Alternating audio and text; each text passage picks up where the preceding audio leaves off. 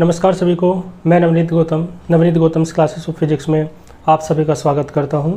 तो आज हम बात करने वाले हैं एक बहुत ही क्रांतिकारी और महान साइंटिस्ट गैलीलियो गैलीली के बारे में, जो 16वीं और 17वीं शताब्दी में जिन्होंने बड़ा कार्य किया। आप देख सकते हैं Galileo Galilei father of modern science भी उन्हें आइंस्टीन ने कहा, तो उनका योगदान बड़ा है। आइए उनके योगदान को समझते हैं। तो लिखा है, हेडिंग क्या है, गैलीलियोज डिस्कवरीज। गैलीलियो ने जो जो खोज की, जो जो डिस्कवरी की, जिसके बाद इस संसार को, इस ब्रह्मांड को, इस यूनिवर्स को देखने का हम लोगों का दृष्टिकोण ही परिवर्तित हो गया। यानी गैलीलियो से पहले संसार को और इस पूरे यूनिवर्स को अलग तरीके से देखा जाता था, और गैलीलियो के बाद गैलीलियो एक ऐसा शख्स जो पृथ्वी पर आया तो लोगों की सोचने के, ब्रह्मांड के बारे में लोगों के सोचने के उसने नज़रिए को बदल दिया, है ना। तो गैलीलियो की डिस्कवरी क्या क्या है आइए पढ़ते हैं। और इसे गैलीलियन फिजिक्स भी कह सकते हैं, क्योंकि वो फिजिक्स में वो योगदान है जो गैलीलियो ने दिया। ठीक है। तो गैलीलियो एक फिलोसफर भी है, दार्शनिक भी है, एक एस्ट्रोनॉमर भी है, एस्ट्रोनॉमी यानी अंतरिक्ष विज्ञान के जानकार भी हैं, वो फिजिसिस्ट भी हैं, वो मैथमेटिशियन भी हैं अपने, और वो टीचर भी थे, है ना। तो बड़ी योग्यताएं उनकी थी, और उन्होंने उन सभी योग्यताओं से पूरे संसार को, है ना, हतप्रभ किया, और आज भी सब उनका लोहा मानते हैं। तो ऐसे महान वैज्ञानिक के बारे में पढ़ते हैं। आइए, लिखा है गैलीलियो गैलीली 1564 में जन्म हुआ, है ना, 1642 में मृत्यु हुई। तो इनका जीवन काल 1564 से 1642 AD, है ना, यानी 16वीं और 17वीं शताब्दी इनका जीवन काल रहा। ठीक है। लिखा है often called father of modern science. इन्हें फादर ऑफ मॉडर्न साइंस भी कहा जाता है अक्सर, है ना। और ये किसने कहा, तो अल्बर्ट आइंस्टीन ने इनके योगदान को देख करके इन्हें फादर ऑफ मॉडर्न साइंस भी कहा। क्योंकि आप जानते हैं अरस्तु की जो बातें थी वो पुरानी बातें थी, है ना। वो ईसा मसीह से भी बहुत पहले जन्म हुआ उनका, 384 ईस्वी पूर्व, और वो बातें गलत भी थी। तो पहली बार जो सही बातें किसी एक व्यक्ति ने बताई तो वो गैलीलियो गैलीली थे।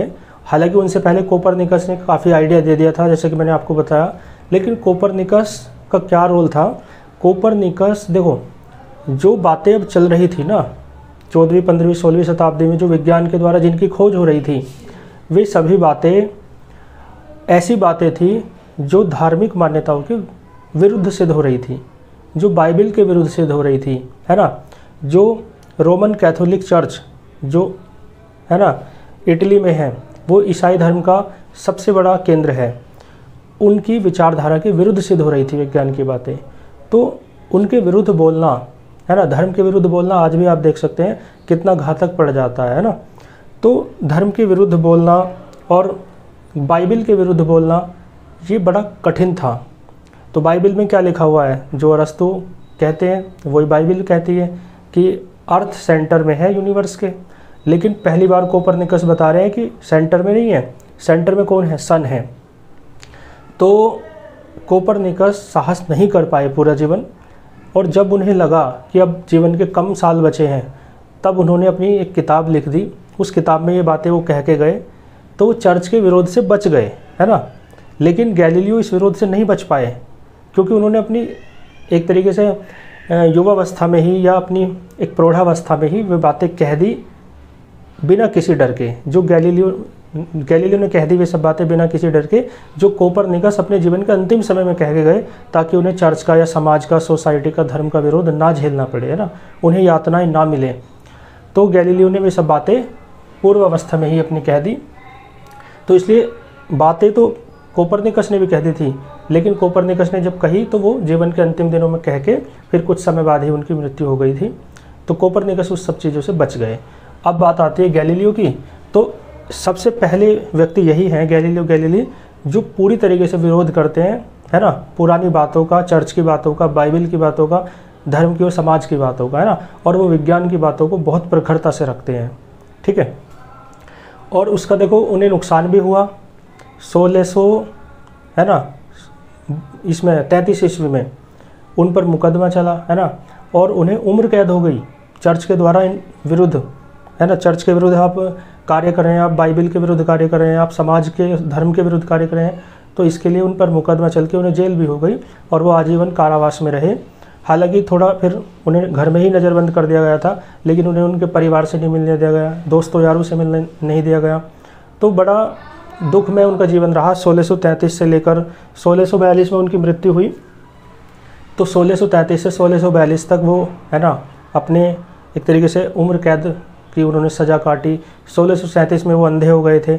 उसके बाद का जीवन कितना कष्ट में रहा होगा। तो विज्ञान का कार्य करना आज बहुत सरल है। क्यों सरल है? क्योंकि वो लोग अपना योगदान दे के गए हैं, इसलिए गैलीलियो बहुत महान हो जाते हैं। बड़े कष्ट सह करके उन्होंने आज हम लोगों को इस तरीके से है ना जीवन दिया है कि हम लोग आज खुल के बोल सकते हैं विज्ञान के समर्थन में। और साइंस ने कितना जीवन आसान कर दिया है।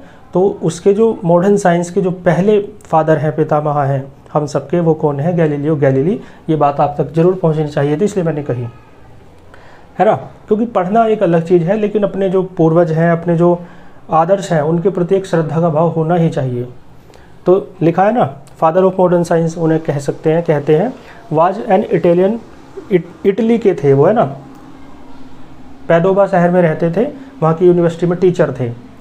तो इटालियन एस्ट्रोनॉमर एंड अंतरिक्ष विज्ञान के जानकार, फिलोसफर, दार्शनिक, मैथमेटिशियन, गणितज्ञ, है ना, एंड फिजिसिस्ट और भौतिक विज्ञ भी थे, है ना। His main discoveries are as follows. उनकी जो डिस्कवरी है वो इस प्रकार से है। देखो मैं आपसे बताऊँ, 1632-33 की बात है, 32 की बात है बल्कि ये। 1632 में हालांकि गैलीलियो पहले ही समझ गए थे, 1616 में ही समझ गए थे वो कि कोपरनिकस की बात सही है ना, लेकिन वो भी डरते रहे, है ना। समाज के डर से वो कह नहीं पाए बात। 1616 में उनका चर्च के साथ समझौता हुआ। चर्च को पता चल गया था कि गैलीलियो ने अपने टेलीस्कोप के द्वारा वे सब बातें सिद्ध कर दी हैं जो कोपरनिकस कहा करते थे। तो 1616 में चर्च के साथ उनका समझौता होता है, रोमन कैथोलिक चर्च के साथ। और चर्च उन्हें कहता है कि भाई ठीक है, आपको पता चल गया है ये सब बातें, कोई दिक्कत नहीं है, लेकिन इन्हें अपने तक सीमित रखिए, समाज में मत फैलाना, बुक लिख के पब्लिश मत करना, ताकि ये समाज को पता चले तो बाइबल और चर्च की बातें गलत सिद्ध हों। तो समझौता मानना भी पड़ा गैलीलियो को। 16 साल तक उन्होंने माना, लेकिन कहते हैं ना, जब अंतःकरण अनुमति नहीं देता तो वो कार्य करना नहीं चाहिए। ये सूत्र है आपके लिए भी, आप भी इस ध्यान रखेंगे। जिस चीज़ को अंतःकरण कहता है ना, वो काम हमें करना ही चाहिए, भले ही पूरी दुनिया आपके विरुद्ध क्यों ना हो जाए, है ना। और जिस काम को अंतःकरण नहीं कहता है, वो काम नहीं करना चाहिए, भले ही पूरी दुनिया उस कार्य को करने के लिए क्यों ना कहे, है ना। तो ये एक सूत्र है, इसे आप जरूर जीवन में उतारें। तो गैलीलियो ने 1632 में अपनी अंतरात्मा की, अंतःकरण की आवाज़ सुनी और उन्होंने वो समझौता चर्च का तोड़ दिया। और एक फिर अगले पोप बने, पोप बनते हैं कैथोलिक चर्च में। तो जो पोप बने, 8वें पोप जो उस समय बने, वो एक तरीके से गैलीलियो के फ़ैन थे वो पहले ही। तो उन्होंने गैलीलियो को सजेशन दिया एक तरीके से कि भाई आप इस बात को बताओ समाज को, ये बड़ी चीज़ है, ये आनी चाहिए समाज में। आप एक किताब लिखें, लेकिन इस तरीके से लिखो, एक तरीके से संवाद शैली में, कि जैसे प्रश्न उत्तर की शैली में, कि एक व्यक्ति उसमें समर्थन करेगा इस बात का कि अर्थ सेंटर्ड है यूनिवर्स, है ना, यूनिवर्स के सेंटर में अर्थ है। और एक व्यक्ति जो समर्थन करेगा वो कोपरनिकस की थ्योरी का समर्थन करेगा, ठीक है। तो गैलीलियो ने किताब लिखी और चर्च से और समाज से कहा कि भाई मैं, चर्च से ही विशेष रूप से उन्होंने कहा कि ये किताब मैं संवाद शैली में लिख रहा हूँ, प्रश्न उत्तर की, इसमें कोई दिक्कत भी नहीं है, वो तो विचार हैं आपस में जो दो लोग डिस्कस कर रहे हैं। लेकिन उस किताब से निष्कर्ष ये निकला, क्योंकि जो कोपरनिकस की थ्योरी का सब वो कर रहा था फेवर व्यक्ति, उसके तर्कों में बड़ा बल था, और जो अर्थ के सेंटर्ड होने का, है ना, समर्थन कर रहा था, उसके तेवर बड़े कमज़ोर थे। तो उस किताब के निष्कर्ष के तौर पे यही निकलता है कि कोपरनिकस की जो बातें थी वो ठीक थी। और जो दूसरा व्यक्ति था जो पृथ्वी के सेंटर में होने का समर्थन कर रहा था, एक तरीके से उसका जो नाम इंग्लिश में रखा गैलीलियो ने, उसका हिंदी अर्थ अनाड़ी निकलता है ना। तो वहाँ से भी चर्च के लोग समझ गए। तो गैलीलियो फिर मुकदमा चला और उन्हें उम्र कैद हो गई थी, मैंने बताया ही आपको। तो ये छोटी सी उनकी कहानी थी। तो उनकी डिस्कवरी क्या क्या है, देखो मैंने बताया ना, 1610 तक आते आते उन्होंने एस्ट्रोनॉमी में बहुत काम करने शुरू किए। तो पहली हेडिंग लिखी है डिस्कवरीज इन एस्ट्रोनॉमी। एस्ट्रोनॉमी में डिस्कवरी, एस्ट्रोनॉमी यानी खगोल विज्ञान बोलते हैं हिंदी में, या अंतरिक्ष विज्ञान बोलते हैं। तो इसमें देखो सबसे बड़ा इनका जो फेवर रहा, इनका जो सबसे बड़ी योगदान इन्होंने जो दिया वो कोपरनिकस की थ्योरी को इन्होंने सपोर्ट किया, ये सबसे बड़ा योगदान था। तो लिखा है support of heliocentric theory of Copernicus, Copernicus की हेलियोसेंट्रिक थ्योरी यानी सूर्य केंद्रीय जो सिद्धांत है कोपरनिकस का कि ब्रह्मांड के केंद्र में कौन है, सूर्य। तो गैलीलियो कंस्ट्रक्टेड, गैलीलियो ने बनाया ए टेलीस्कोप, एक टेलीस्कोप बनाया है ना, and made observations of universe, और यूनिवर्स को देखा, ऑब्जर्व किया।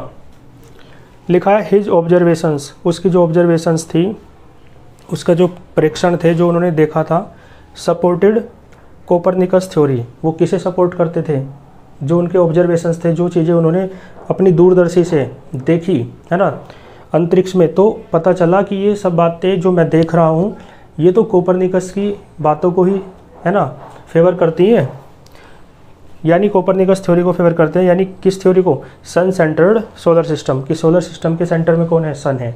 तो क्या क्रांति हुई, तो क्रांति ये हुई कि टेलीस्कोप बनाई इन्होंने, गैलीलियो ने, और पूरे अंतरिक्ष का, ब्रह्मांड का उन्होंने अध्ययन किया अपने टेलीस्कोप के द्वारा। तो उन्हें पता लगा कि सेंटर में सन है, ना कि अर्थ, ठीक है ना।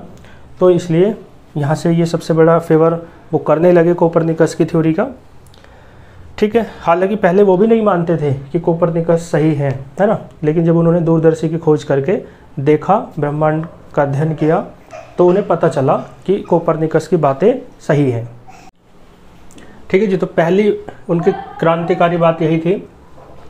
दूसरी जो बात है मून्स ऑफ जुपिटर, है ना। देखो गैलीलियो से पहले ये माना जाता था कि ब्रह्मांड में जितने भी पिंड है ना, जितने भी सेलेस्टियल बॉडीज़ हैं, वो सब अर्थ के चारों ओर घूमती हैं।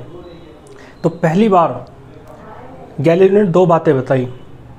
पहली बात तो ये बताई कि जो जैसे जुपिटर की मून उन्होंने खोजी है ना, उनकी खोज की।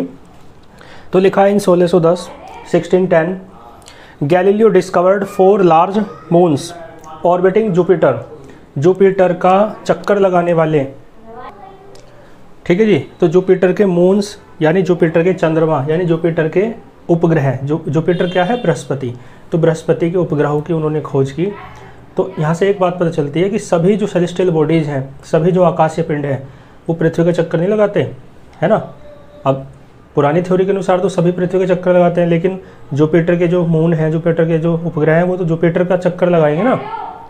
तो पहली बार गैलीलियो बता रहे हैं कि सभी आकाशीय पिंड, जुपिटर मतलब सभी आकाशीय पिंड जो हैं, सभी जो सेलेस्टियल बॉडीज़ हैं, वो चक्कर नहीं लगाते हैं पृथ्वी का, कुछ अलग का भी लगाते हैं। तो जैसे कि उन्होंने पहली बार बताया जुपिटर के मून्स, लिखा है ना ऑर्बिटिंग जुपिटर, ठीक है। जुपिटर के चारों ओर घूमने वाले 4 चंद्रमाओं के बारे में उन्होंने बताया। हालांकि अब 95 तक इनकी संख्या पहुंच गई है ना, लेकिन 4 किसने खोजे, वो गैलीलियो ने सबसे पहले, वो भी है ना। तो दिस प्रूव्ड, इससे सिद्ध होता है कि नॉट ऑल सेलेस्टियल बॉडीज, सभी जो सेलेस्टियल आकाशीय बॉडी हैं, पिंड हैं, रिवॉल्व अराउंड द अर्थ, उस अर्थ के चारों ओर नहीं घूमते, सभी नहीं घूमते, कुछ घूमते हैं, सही बात है, जैसे कि चंद्रमा। सपोर्टिंग कोपरनिकस हेलियोसेंट्रिक मॉडल, और ये बात कोपरनिकस के मॉडल को फेवर करती थी, है ना, क्योंकि कोपरनिकस कहते थे कि अर्थ के चारों ओर नहीं घूमता है सब कुछ, है ना। तो ये बात जुपिटर के चंद्रमाओं की खोज हुई, तो इससे ये बात सिद्ध हो जाती है कोपरनिकस ने जो कही थी, है ना। दूसरी एक बहुत बड़ी बात उस समय गैलीलियो ने खोजी। तीसरी बात लिखी है Milky Way is made of stars, Milky Way किससे बना है, स्टार्स से मिलकर बना है। गैलीलियो से पहले माना जाता था कि मिल्की वे क्या है, स्टार्स से मिलकर नहीं बना। मिल्की वे क्या होता है आप जानते हैं, मिल्की वे हमारी गैलेक्सी का नाम है, हमारी एक तरीके से आकाशगंगा, है ना, जिसे आप गैलेक्सी कहते हैं, उसका नाम मिल्की वे है, जिसके अंतर्गत हमारा सौरमंडल है। ऐसे करोड़ों सौरमंडलों के बीच हमारा भी एक सौरमंडल है, जिसके केंद्र में कौन है, सन है।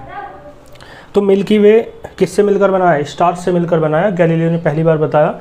तो लिखा विद हिज टेलीस्कोप, अपने टेलीस्कोप की हेल्प से ही डिस्कवर्ड, उन्होंने खोजा क्या, that milky way is not a cloud. पहले मिल्की वे को एक बादल की तरह समझा जाता था, वो क्लाउड नहीं है, but a collection of countless stars, वो बहुत सारे सितारों का, तारों का एक समूह है, ठीक है। तो ये एक बड़ी बात थी जो मिल्की वे के बारे में गैलीलियो ने बताई। और इसके बाद next mountains and craters on the moon. Galileo से पहले माना जाता था कि चंद्रमा जो है पूर्ण रूप से गोलाकार है ना, उस पर कोई भी पहाड़ नहीं है, पर्वत नहीं है, धब्बे नहीं है, कुछ नहीं है ना। लेकिन गैलीलियो ने पहली जो पुरानी बिलीफ चले आ रहे थे उनको तोड़ते हुए, पुराने विश्वास को, अंधविश्वास को तोड़ते हुए गैलीलियो ने पहली बार दिखाया, गैलीलियो शोड दैट, है ना, क्या दिखाया कि मून हैड माउंटेन्स, मून क्या रखता है, माउंटेन्स, पर्वत, यानी चंद्रमा पर भी पर्वत है, एंड वैलीज, और घाटियाँ हैं, जस्ट लाइक अर्थ, जिस प्रकार से अर्थ पर होती हैं, अर्थ पे होती है ना पृथ्वी पे पहाड़ और घाटियाँ, इसी प्रकार से चंद्रमा पर भी है। पहली बार पुरानी बिलीफ को तोड़ करके गैलीलियो ने ये बात बताई।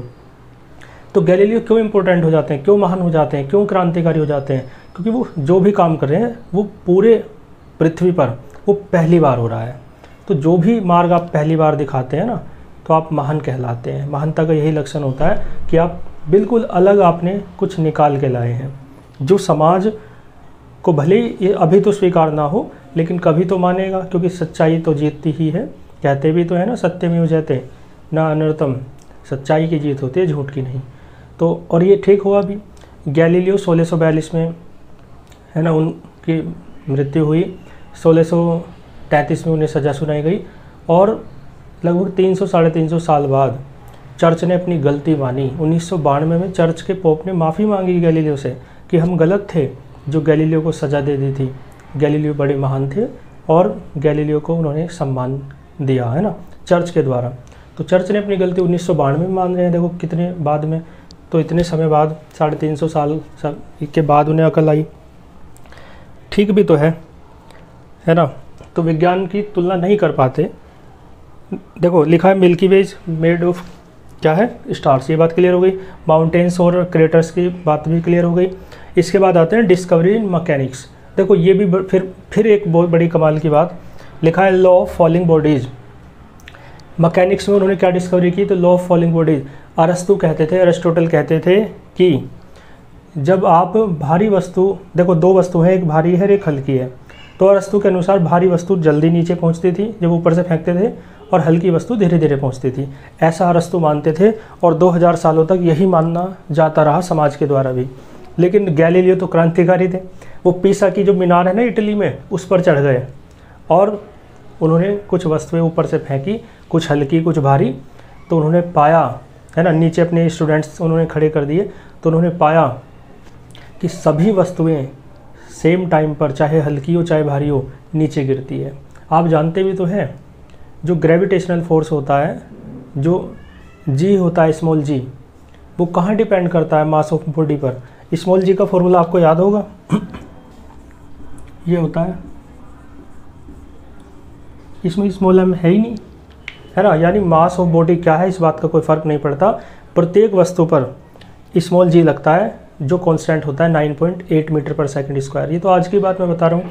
तो गैलीलियो ने पहली बार बताया कि मास पर डिपेंड नहीं करता है ना, जो ये टाइम है नीचे जाने का जो टाइम है, सभी बॉडी चाहे हल्की हो चाहे भारी हो, साथ साथ नीचे जाएंगे, है ना। तो Galileo showed that objects fall, objects गिरती हैं एट द सेम रेट, समान दर से, and this rate is independent on their mass. जो वस्तुएं गिर रही हैं उनके मास पर ये रेट, ये जो दर है, निर्भर नहीं करती। पहली बार गैलीलियो ने बताया। तो अरस्तु की और जो 2000 सालों से बात चली आ रही थी, सब गलत सिद्ध कर दी उन्होंने। तो बड़े, है ना, महान वैज्ञानिक हुए गैलीलियो। इसके बाद देखो ये प्रिंसिपल ऑफ इनर्शिया या लॉ ऑफ इनर्शिया जिसे आप कहते हैं, जड़त्व का सिद्धांत। तो इनर्शिया, जड़त्व क्या है, पहले मैं आपको ये बता दूं।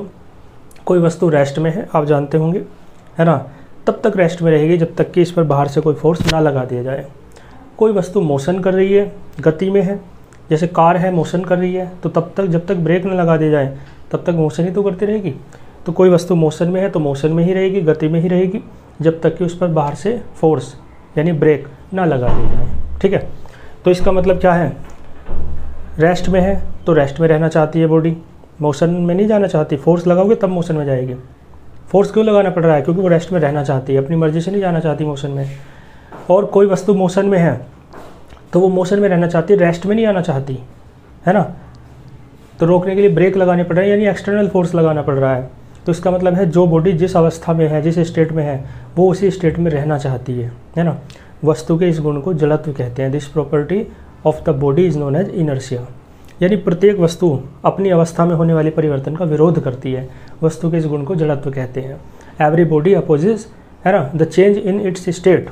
This property of the body is known as inertia. देखो लिखा है ऑब्जेक्ट्स रेजिस्ट। ऑब्जेक्ट जो है वस्तुएं जो रेजिस्ट करती हैं, या रेजिस्ट का मतलब विरोध करती हैं, या अपोजिस लिख सकते हो, अपोज लिख सकते हो।